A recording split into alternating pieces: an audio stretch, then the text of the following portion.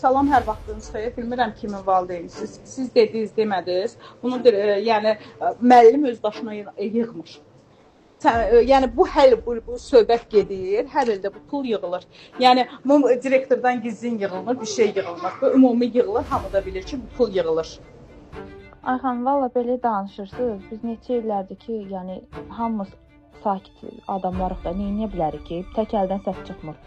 Heç kəs belə sizin kimi deyil, dursun belə birdən-birə nə bilim, nəsə bir kaos yaratsın.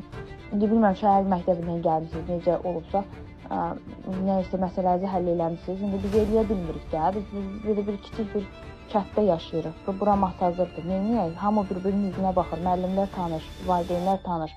Heç kəs belə irəli durmur. Neyə bilərik ki? Belə qəribə şəkildə qan deyirsiniz. Biz də neyək? Keçən ildə biz heç nə eləmədik.